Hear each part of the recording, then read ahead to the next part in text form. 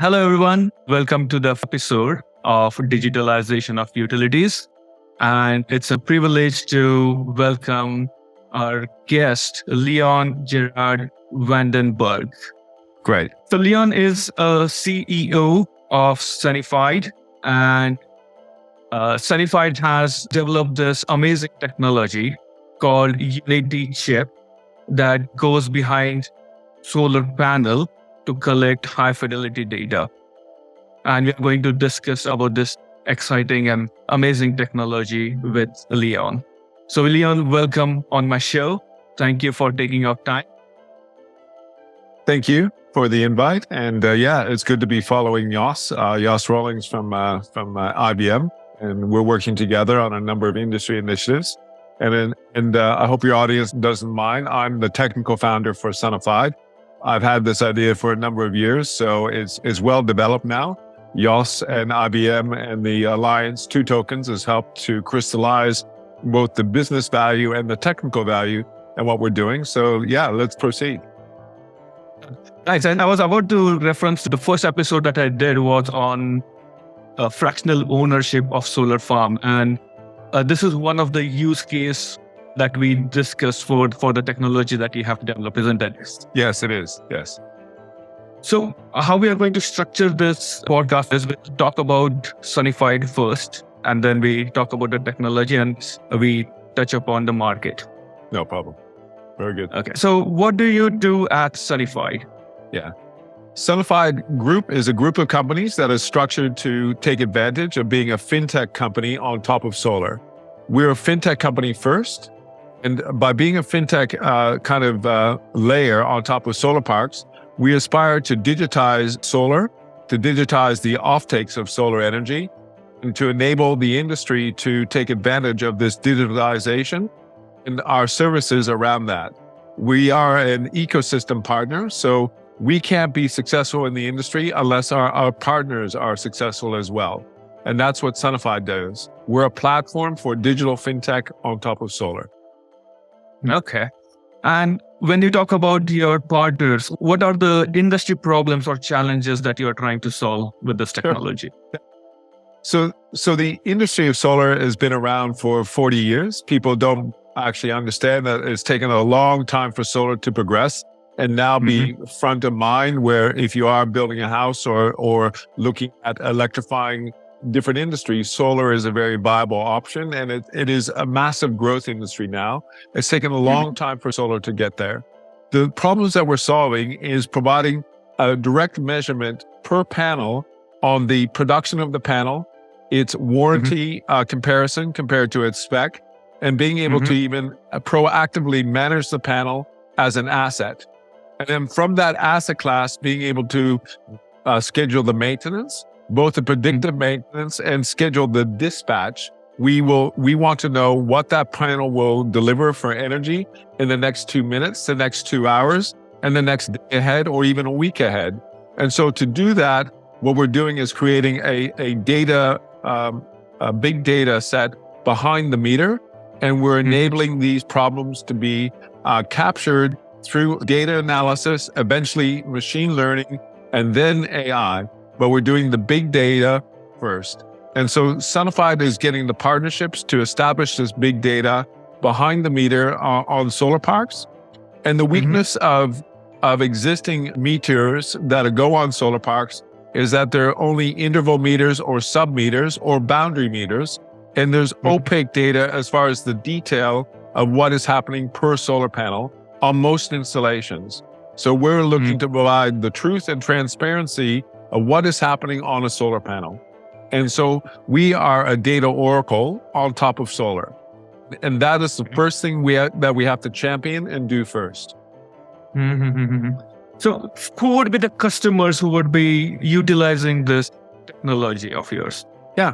So the first set of customers are solar park owner operators. So these could be utility scale solar park operators, developers, and the EPC companies, the engineering, procurement, and construction phase of the park build. They are also our stakeholders in making sure that the park is deployed with a proper quality asset and that it's built properly.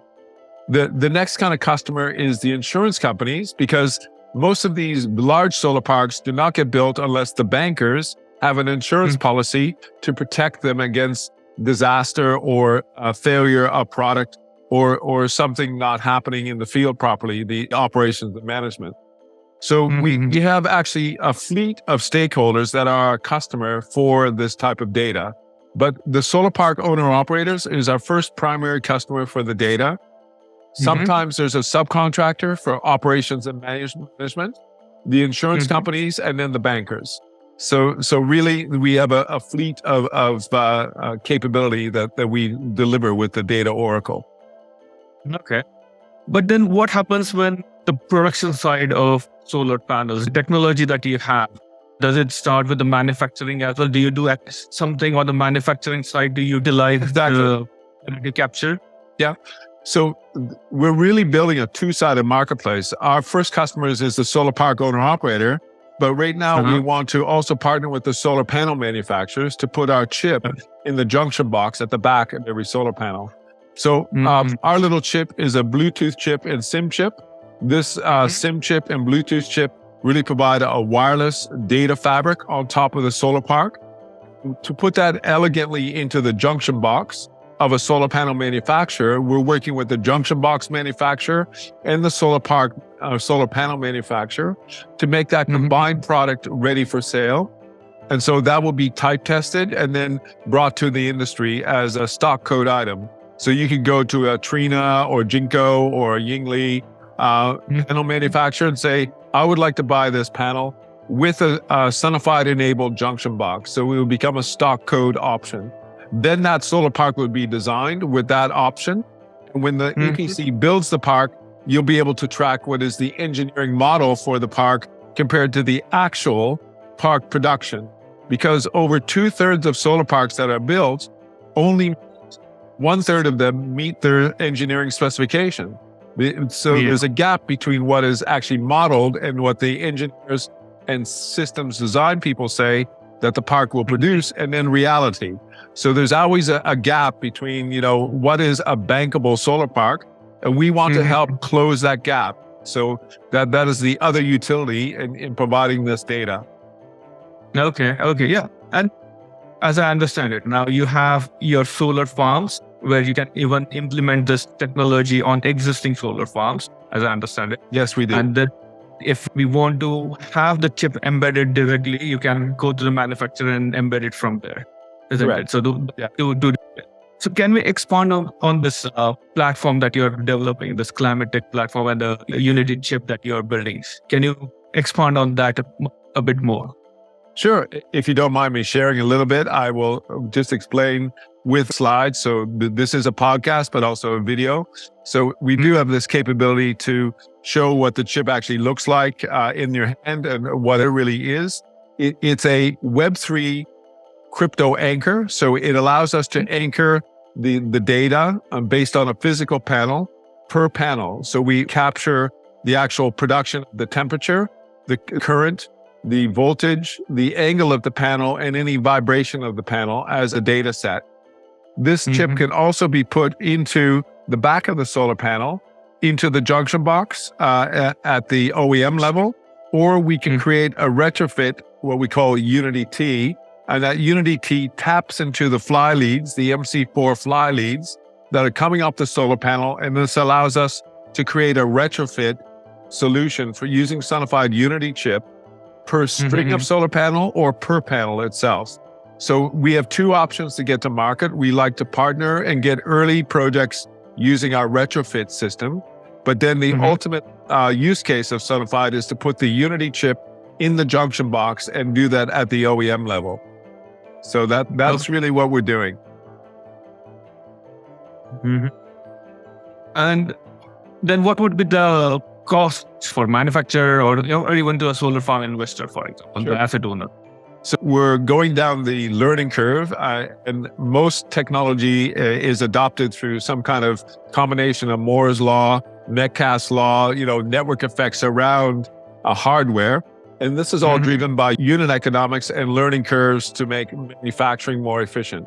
So to get started in our own solar parks, this drives the unit economics for the first instantiation of the Unity chip. So for our first embodiments, we're looking at partnering with solar panel manufacturer. We haven't announced that deal yet, but the Sunified chip in that form factor would be between $15 to $20 a chip in the back of the solar panel itself.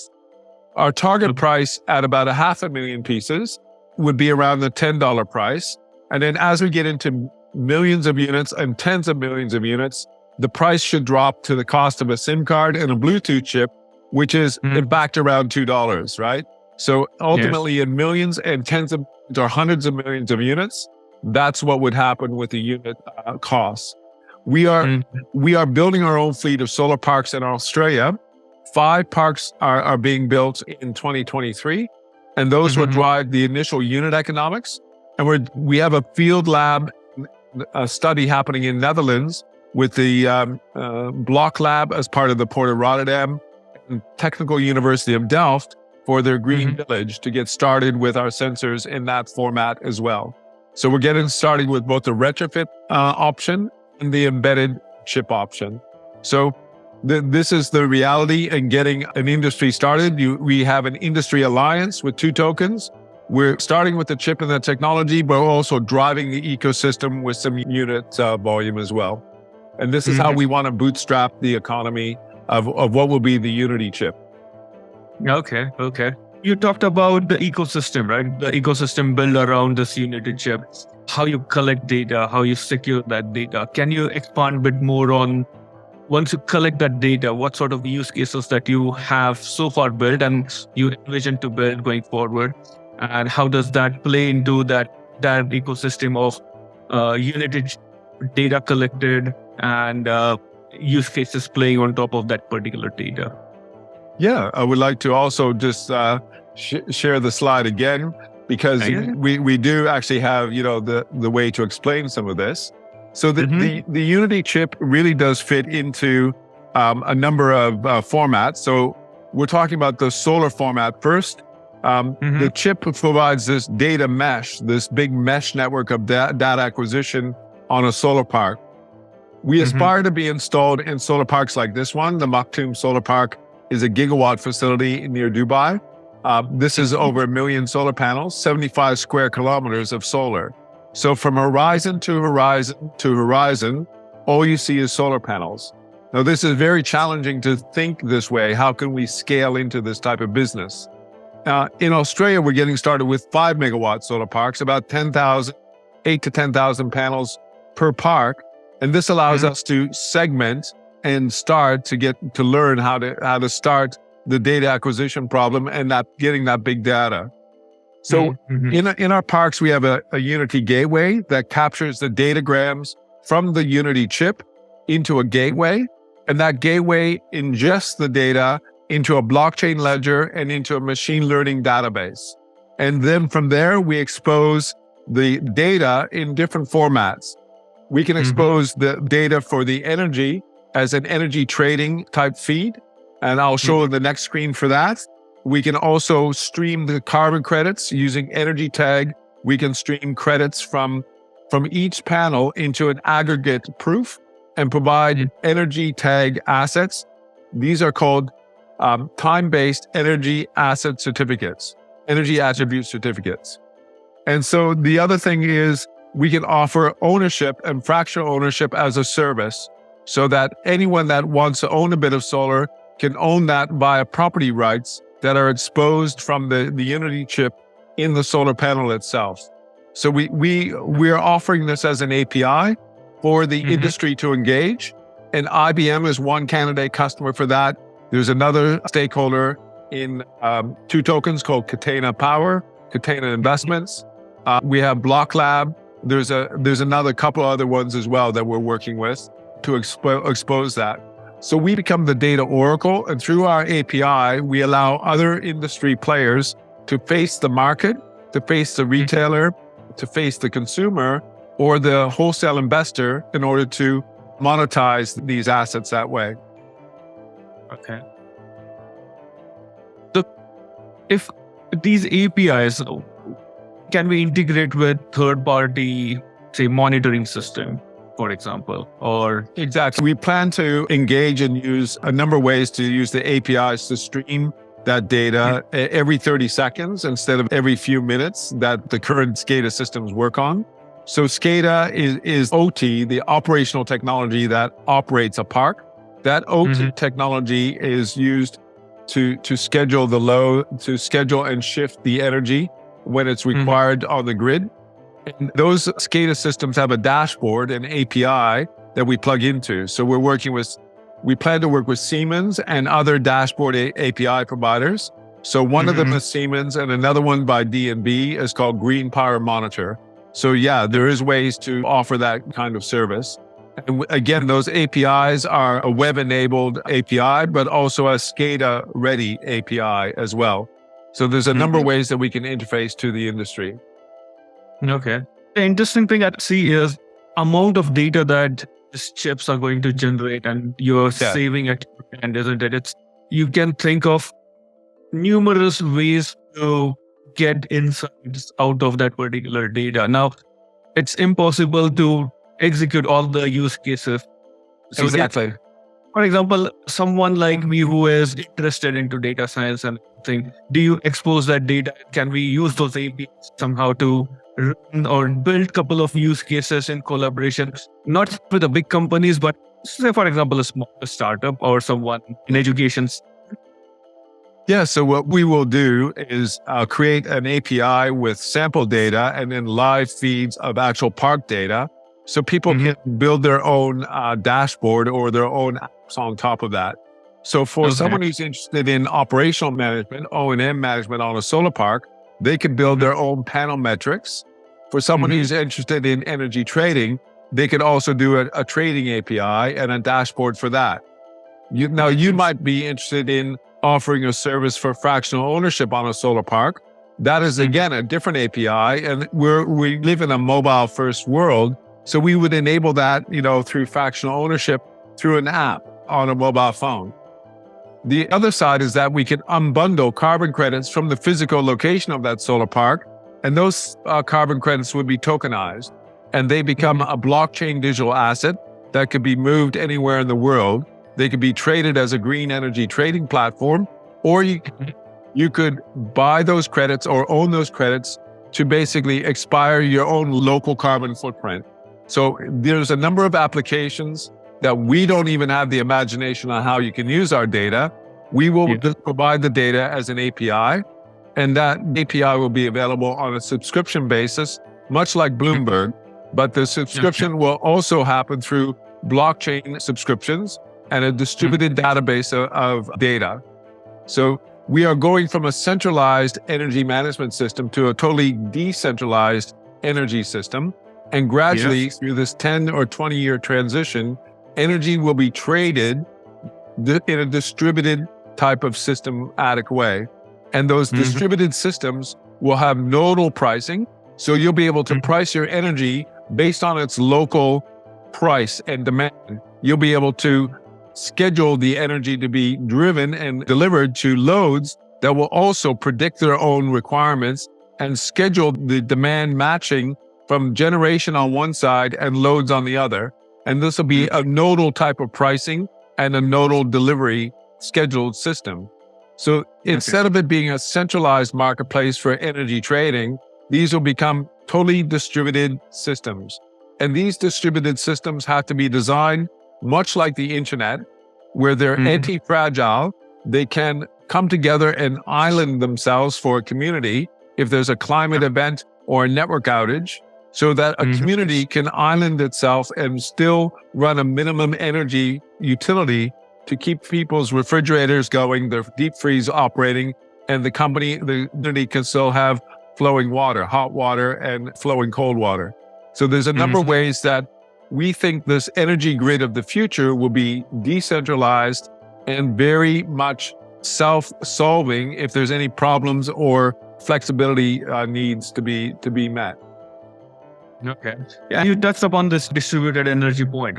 One thing that we always talk about is the virtual power plants. Yeah. I think the technology that you have now, at this point of time, you're focused on solar farm, but then when it comes down to local areas with the rooftop panels.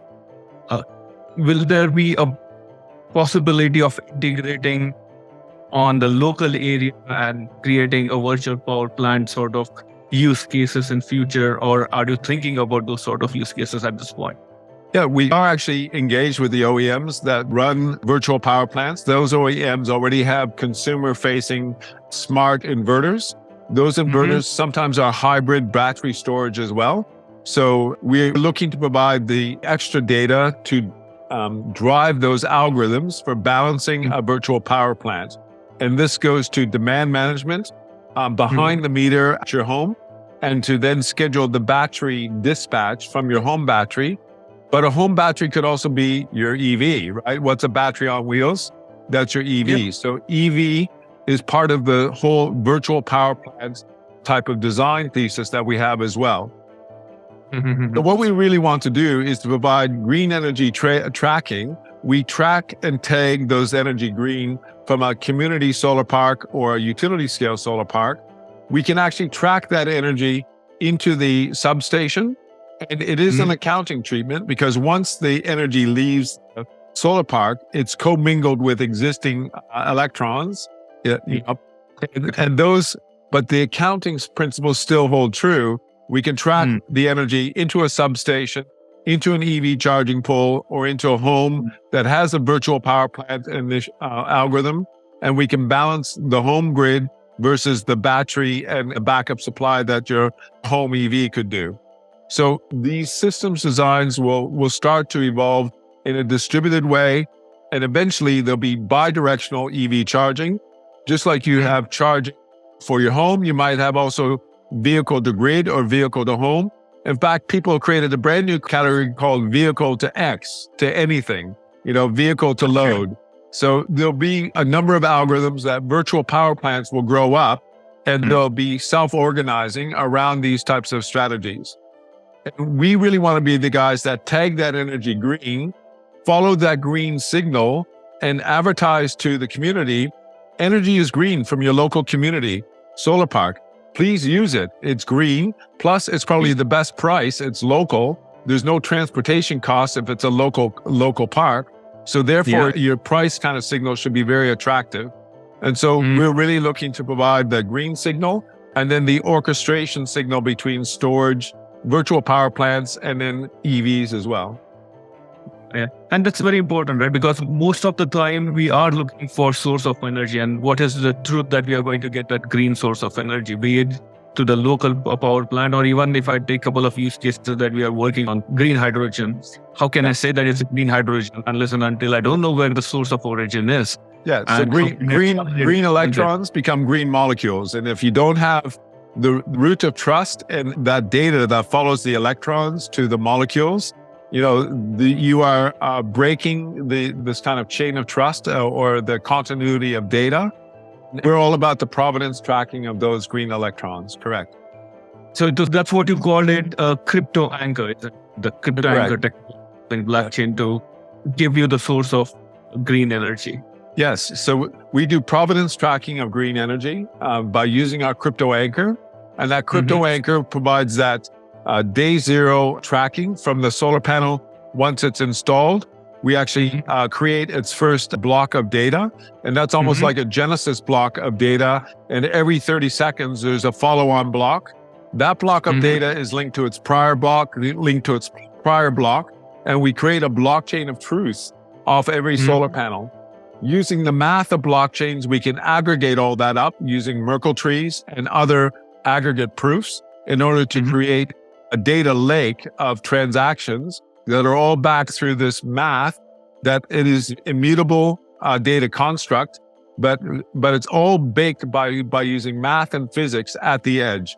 Each solar panel reports itself, and it's a watchdog on its neighborhood panel. If you try and inject brown energy or other energy into our network of solar parks, it's going to show that where's this come from? It doesn't make sense, right? Yeah. So that's the utility that we're providing. That's a very interesting use case, isn't it? Yeah. So one question on how would you, for example, introduce this technology if you are given into the Indian market. Indian market is growing like a big thing, especially in solar. You have big solar farms coming up. You have a lot of manufacturers, big time manufacturers in India.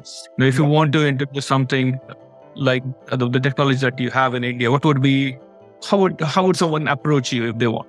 Yeah. So we would welcome introductions for the Indian market. We are looking to produce locally and work with our Unity chip for Indian solar panel manufacturers. So there is solar panel manufacturing happening in India for their own domestic consumption. It's really important. Most countries around the world are trying to be self-sovereign. So Europe is starting to build more solar panel manufacturing. The same thing is happening in the US. For the Indian market, it's very culturally diverse. So we understand that we can't satisfy the Indian market just from one partnership. So we're looking to partner at the OEM level and at the solar developer level. The solar developer level can work with us to create a pilot case for our Unity chip. That would start first with a retrofit version of our chip on a string or a number of panels in an installation.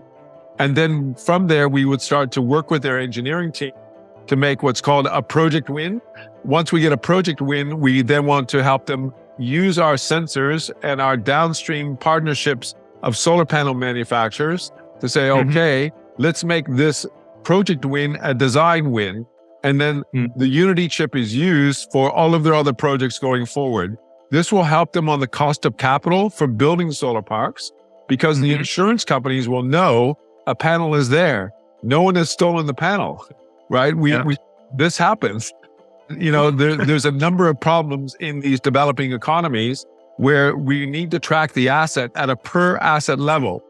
The insurance companies want that confidence of a real-time rating. So we can help bring the Indian solar park developer ecosystem to a new standard level of quality. And from that quality, start to build out extra services, both from operations and management, but even on recycling of solar panels. There's a huge opportunity to use panels that have come off market in a developed country like Germany and to remarket those as refactored but still operational panels in developing countries. So we've actually had a customer come to us called Clean Energy for All. They want to take an opportunity to take panels that are off market in a developed country and repair and add our Unity chip to them for secondary market deployment in India, Africa, Middle East, and other developing regions. So we can do this from greenfield solar parks. We can do it as a retrofit for solar parks or solar infrastructure, but we can even use the Unity chip for recovering extended life on reuse and upcycling solar panels as well. Okay, that's quite an interesting use case you talked about of reusing solar. We don't want to recycle solar panels. If a solar panel might be broken or it has microfractures on part of it, they can be repaired by redirecting bus bars, and we can redeploy that solar panel in another region and still have another 10 or 20 years of use. So we don't want to grind up solar panels and turn them into silicon and aluminum and other rare earths. We would rather put it in another location and get extended life out of it. It's circular economy sort of thing. Exactly. Correct. Okay, we are coming to the end of it now. So one last question from my side. What does digitalization of utility mean to you in So I love this question. So we're talking right now on Skype. I was on the internet before it was actually called the internet. It was called the ARPANET. So what did we do to replace phones? The first thing that was there was Skype. We packetized voice, okay? Skype was the initial distributed application that was the death of distance. Copper wire and phone calls using copper wire, Alexander Graham Bell, was very expensive because you had to connect a piece of copper from party A to party B through all these switches. Now, this is how the energy networks work today. Everything is connected by copper or some sort of transformer that moves energy through magnetic waves to the next segment of copper or aluminum in some cases. But if you think about how we packetize copper for voice and now video, the same thing is going to happen for energy. We are the root source and technology to create packetized energy. Every 30 seconds, we're creating a packet of energy. We're taking that energy green with extra metadata, and we can use that packetized energy to create a software architecture for software-defined energy networking. So that term, software-defined energy networking, is part of an IEEE initiative to use software, much like the internet uses software for plumbing, and 5G networks use it for orchestrating high bandwidth or low bandwidth or quality of service of telco bearers. The same thing can happen in energy networks. So for us, the next generation of digital energy is packetized energy. And packetized energy will be moved around using software. And that software needs a quality parameter, and needs a distance decay function and a time decay function. Green energy has its best utility local for local. It's no use shipping green energy hundreds of kilometers if you could consume it locally. So we want to provide this new packetized energy metadata stack, and we will work with partners in the industry to provide this mechanism. We also see digital energy as being a cybersecurity upgrade to the grid, because the grid is really fragile. There's assets that are still 100 years old operating on the grid, and they're not cyber secure. So our networks are cyber secure by day zero. When you install it, it is defense grade security that's being deployed on the grid. And as these assets get upgraded through greenfield new solar and greenfield battery charging networks and networks for orchestrating energy, they will have to be cyber secure and even quantum safe. So for us, we have to make sure that our utility grids are secure with DoD grade security. And eventually within 5 to 10 years, we want to be working with partners to make sure that our chips are quantum safe so that no one can hack the grid, even with a quantum computer. So this is the type of vision that we're building for our technical landscape. And we have to use this type of massive deployment of IoT data and sensors to provide this truth. And then you can orchestrate the data and move the electrons in a totally packetized way. And that's really what we're looking to do. I really liked your definition of digitalization in terms of packets and cybersecurity. Yeah. Yeah, this was a really wonderful discussion. Thank you for taking up time and especially discussing this amazing technology that you're building and making our energy sector much more digitalized with this technology. Yeah, so this is an ecosystem play. We want to partner, and we would welcome your Indian audience and audience around the world to approach us on LinkedIn. I'm on LinkedIn and I'm on Twitter. So Leon Gerard Vandenberg or Leon_Vandenberg in Twitter. And please approach us. We are looking for partnerships. We're also, looking for projects. So let's make things happen. And it is an ecosystem and team approach. So welcome to attend. And I would like to see maybe a follow-up in the next year. Maybe we can also have Jos on a call together. So that would be Certainly. Great. Certainly. Thank you, Leon. Thank you for taking your time. Great. Fantastic.